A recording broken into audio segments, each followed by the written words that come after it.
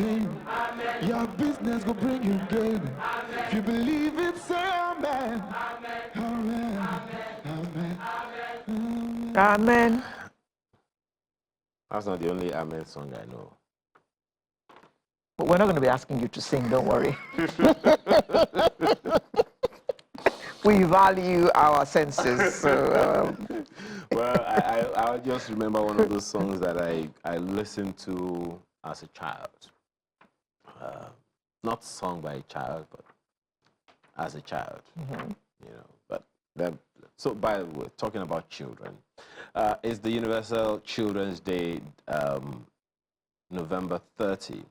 That's the designation of the United 20. Nations. 20, 20, pardon, yeah. November 20. And that's next week, Saturday? Yeah. So every year, November 20, the United Nations has designated that date as Universal Children's Day. It's a time to promote togetherness around the world, awareness of the problems children face in every corner of the globe, as well as improve the welfare of children. Every time we talk about, you know, children issues being on the front burner, I only remember, I don't know if you remember as well, International Year of the Child. It was the late 70s or early 80s. We were inundated by everything children in that particular year. and yet, where did it get us? Are the children in a better place today? I mean, are those children of those days any... Well, it's supposed to be celebration of children, whether then or today, you know, children. Yeah. But it looks like children are getting, you know... Well, we'll get better perspectives of that. But don't, you know... Preempted. Thank you. Keep your gunpowder dry. It's dry. It's dry. Bamidele Salam joins us this morning. He's representative of Ede North, Ede South, Ibedori and Ejigbo constituency in Osun State. Thanks for joining us this morning on the program. Let's begin this way. How best would you say a Nigerian child should be celebrated? Well, thank you very much. I think children everywhere are a very prized asset to every generation because they are the custodian of the future. And without the future, of course, you cannot talk about perpetuating, you know, the country, the community, and of course, the world at large. So because of that, every society that is very aware of this significance will always ensure that it puts in place policies, programs, measures, activities that will first and foremost protect the child, because the child is very vulnerable, the child is very tender, and you know, whatever we do today to the child will affect what the child becomes tomorrow. So every society aware of the significance of the historical placing of children will first and foremost put in place programs, policies, activities to protect the child. The second one is to also devise means of promoting the child. And we talk about promoting the child, that is helping the child to discover and develop his or her potential. You know, it's like the heart of a child is what that famous philosopher called a tabula rasa, a very plain slate. Whatever you write on it is what sticks to it. So the society will you also make conscious effort to ensure that you bring out the best in the child, developing the potential of the child, the character of the child, the ability of the child to understand his environment, to master his emotion, and bring out the very best in him in terms of the talent, you know, and the gifts that the Almighty God has deposited in the child. And then finally, every society, in realization of this same fact, will or should put in place a scheme that will afford children opportunities for participation in governance. And this is very important, and we miss this, you know, very often. We just want to talk for the child, we want to act for the child, we want to do everything for the child. We should have a means and a system that listens to the child and that involves children in decision making at all levels, right from the home. The child has to be involved Honorable. in critical decisions in the home. Yeah. What does the family offer for breakfast, for lunch, and as elementary as those issues are, and then graduate to the school, and then finally to the society, we have to give children a voice and a sense of participation and involvement. Honorable, just one question came to mind when you began the talk. This Universal Children's Day of the United Nations is not new. 1954, 67 years ago. It means then that if we had sustainably kept all these issues that you're talking about on the burner, we will not have the kind of issues we are having to deal with now. A significant number of out-of-school children, the quality of education that they get, the fact that those children have grown up to be adults now. Many of them have gone into government and gone out of government. So I'm wondering, do you think we have been able to sustain due attention to children, not just as children, but as they grew over the years? Well, unfortunately, the answer to this question is in the negative. And when we talk about we, I'm particular now about Nigeria and about Africa. I think we have not been able to offer the kind of attention that the rest of the civilized world has given to the issue of welfare of the child. And in spite of the fact that the United Nations, like Riley said, has adopted the Universal Children's Day for the 20th of November and has been marking this year, this day, almost every year from 1990. And in spite of the fact also that various countries also have days that are assigned to the celebration of the child, like Nigeria, we have the Children's Day on the 27th of May every year. Issues that affect children have still not been brought to the front burner of our national discourse and of our decision making. You identify some of the problems, for example, and it's quite unfortunate that today we're talking about Nigeria having the highest number of out-of-school children in the world, some 13.5 million children, according to UNICEF, who are out of school. We have incidents of child abuse.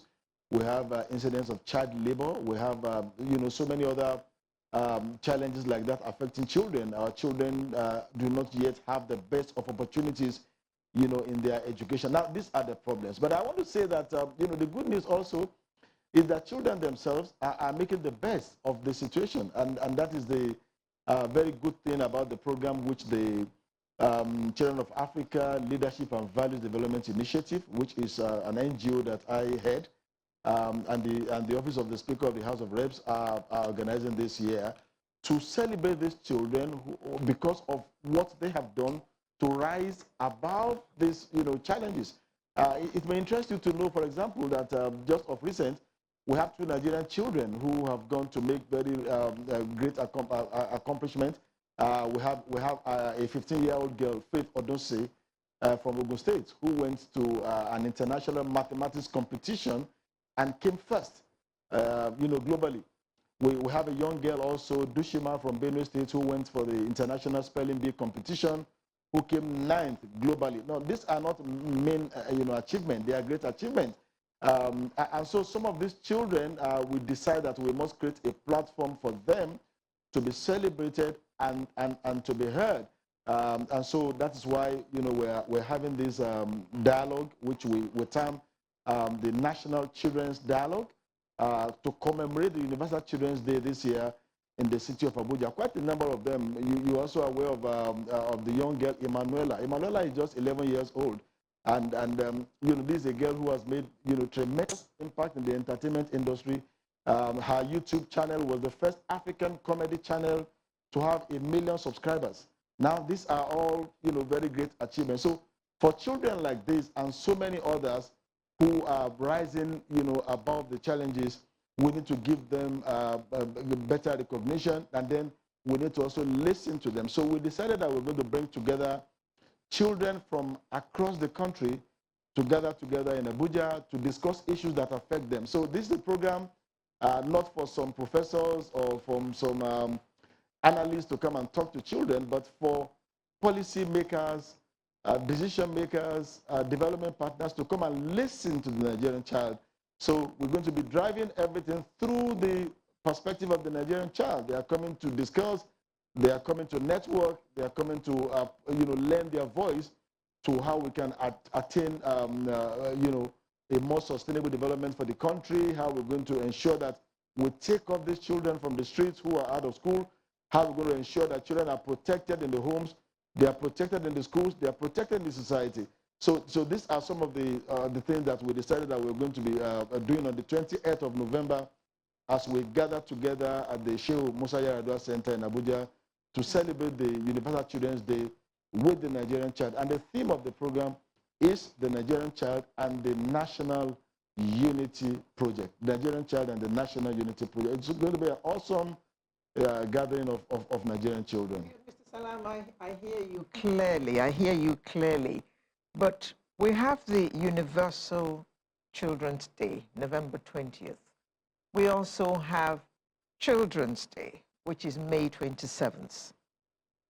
And then Nigeria is supposed to have ratified the children's rights and stuff like that. But all of this seems to be all talk, talk, talk because of the way that children are still treated in our society. And you have mentioned a long list of things that happens to children which should not be happening to them. Child labor, child trafficking, children out of school, early marriage, and the list goes on and on. So this children's dialogue you're talking about, where is this going to get us in the scheme of things? Okay, now this is very important. Every problem has a solution. There is absolutely no problem that does not have a solution. And so the same with all these problems we have identified. And the solution to every problem begins from talking. That's actually the route which nations of the world Haven't we done enough talking, Honorable? Is to first talk. Honorable, I beg your pardon. I beg your pardon, Honorable. It must. Haven't we done enough talking? We've been talking since 1954. Absolutely, I'm coming to that. What I'm saying is that the first, and then let me also stress this. There cannot be too much of talking, actually. There cannot be too much of discussion.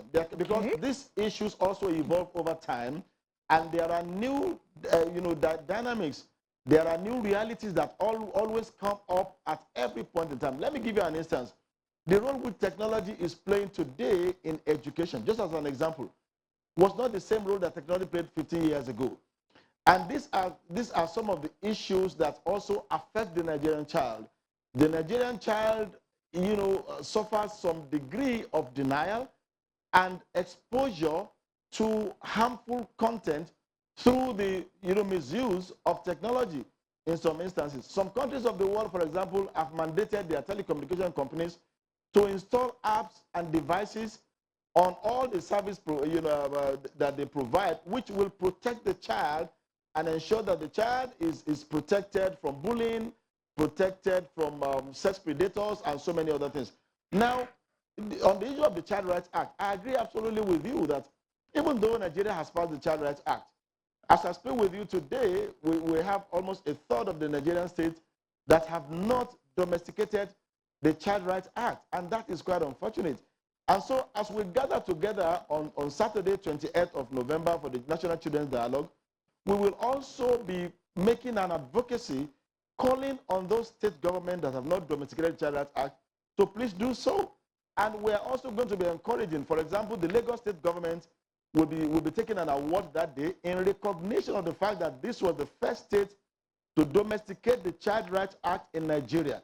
And Nigerian children will be calling on all other states to domesticate the Child Rights Act as a first step towards ensuring that the right of the Nigerian child is protected. And then above that, we also believe that we should have an assemblage of children from diverse geopolitical zones, diverse faith, diverse age groups, who are going to congregate as a voice that will embark on serious advocacy programs to various parliaments across the state and various state governments to ask for the entrenchment of those values which other parts of the world have entrenched, to protect their children and to create opportunities, for their children, to grow. For example, there was a young girl, who will be talking. There's a young girl who will be talking at the program. Her name is Rene Okocha, who has authored over 40 books together with her sister. And, these are teenagers who are doing extraordinary things. And the idea, that brought about the publication of these books, which they go to schools to donate as a means of reintroducing the reading culture into schools, is absolutely the experience they got while studying in the United Kingdom. So we also want to ensure that the Nigerian child doesn't just go to school, but goes to quality school and receives the best of education. The Nigerian child must have access to books at no cost. No child should, at this century, at this time, be out of school, for whatever reason. We have the means, we have the resources, to drive this process. So at the dialogue session, we've invited quite a number of our leaders. His Excellency, the Vice President, Professor Yemi Oshibajo, has been invited as the special guest of honor. And of course, the Speaker of the House of Representatives, whose office is collaborating with us on this program, is the chief host of the program, the Honorable Minister of Women Affairs, Minister of Education, the UBEC Executive Secretary, or everyone that has one thing or the other to do with education, to do with children welfare, to do with the protection of the rights of the children, have been invited to come, like I said, to listen to children and sign on to a commitment to do more than we have ever done, before. So we will not just be limiting this to the dialogue, the talking session, the conferencing. No, there will be specific action points coming out of this, that will be followed up by the children themselves, of course, under the mentorship of those, leaders who have taken a commitment to work within the framework of this non-governmental organization, the Children of Africa Leadership and Values Development Initiative, CALDEF, to ensure that more is achieved within the shortest possible time to take away this plague. Okay. Because I call it a plague. If you go everywhere today, if you go even on the streets of Lagos, I was in Lagos a few weeks ago and driving through towards Lekki. I just stopped by a traffic light, and before I knew it, almost 15 children had come around, the car with their bowl in their hand, begging for money, begging for food. Now that is a plague. Africa's most populous country should take the lead in advancing the cause of the child, and that is what we have determined that we're going to do in a more pragmatic manner, beginning with this National Children's Dialogue holding in Abuja on the 20th of November. Okay. Honorable, the theme for this year is the Nigerian child and the National Unity Project. Exactly what does that mean, please? Thank you very much. Now, there is no doubt in the fact that one of the major problems we have today in Nigeria is the tension amongst the various ethnic groups, affinities and diversities that we have. But it is our view, and indeed this is supported also by historical fact, that the more diverse a society is, the more beneficial it is to that society in terms of strengthening its bond and attracting opportunities from all over the world. I used to tell people whenever I travel out that Nigeria is about the only country that you come to that you can never get bored with the food, you can't get bored with the culture. If you eat the food in the southwest and you are bored, you are tired, you travel to the northeast and you get a different variety of cuisine that you can have. If you do that for another 1 year and you feel you need a change, go to the south and take they can call their white soup and everything. If you're tired of that, go to the southeast. Now, we believe very strongly that most of the conversations that we have around our political discourse on the Nigerian project are wrong conversations. Our conversations should be tailored towards what we have in common rather than the things that divide us. Nigeria is such a blessed country with over 250 ethnic groups. And the best drivers of this should be our children, because children are the most, let me use the word, innocent of creatures. I schooled in Sokoto, had my primary education in Sokoto, I grew in a school where we had Igbos, we had Hausas, we had Fulanis, we had Nupes, we had Yorubas growing together. We never had, knew any distinction. We visited each other very freely, we mixed very freely. Now let us build on the advantage of these children's innocence and the purity of the heart of the Nigerian child to exemplify what the Nigeria of our dream should be. And that is the Nigeria where a Chukwuemeka from Enugu State can live in Katsina and claim that Katsina is his home state and aspire to be anything he wants to be in Katsina, where a Hassan from Maiduguri can come to Ibadan and say, well, I've lived here for 25 years.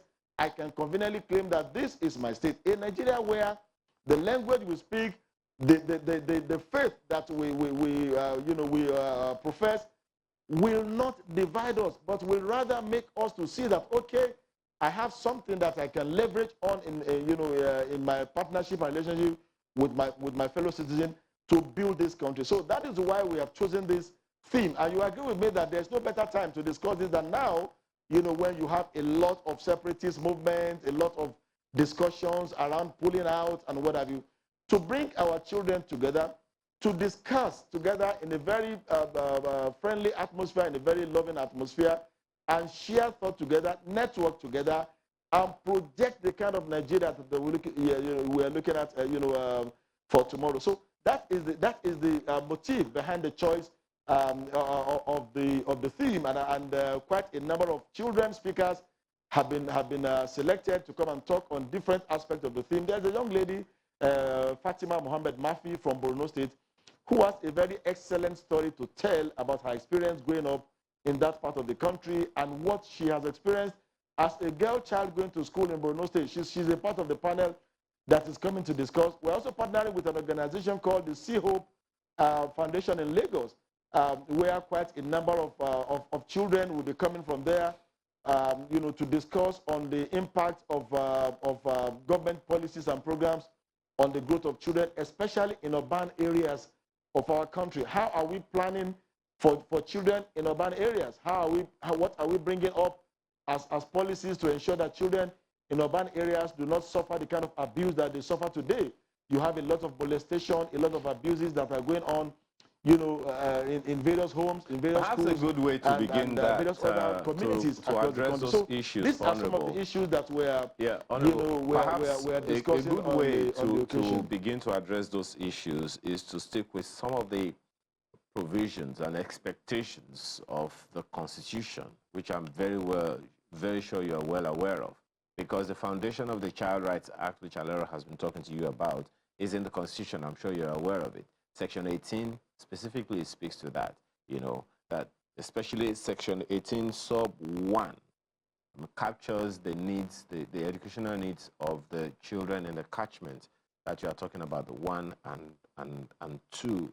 Section 18 sub 3A and B. Government shall strive to eradicate illiteracy, and to this end, government shall, as and when practicable, provide A, free, compulsory, and universal primary education, B, free secondary education. Let's stop there. Do you see how what are the things that you would say has made this impossible over the years? It's not just something for now. You're lawmakers, you know that this is in the Constitution. How come these things are not done the way it ought to be done? That's one question.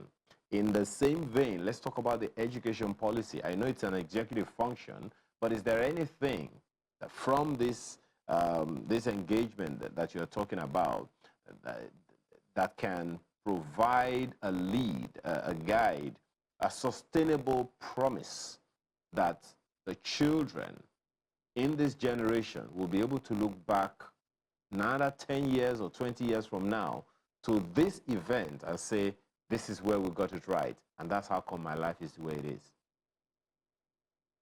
Thank you very much. Now let me address the first part of your question. You asked why, in spite of the fact that we have, these provisions in our laws, in our Constitution, we have yet not been able to provide that which we committed ourselves to providing for our children. And the simple answer is lack of willpower.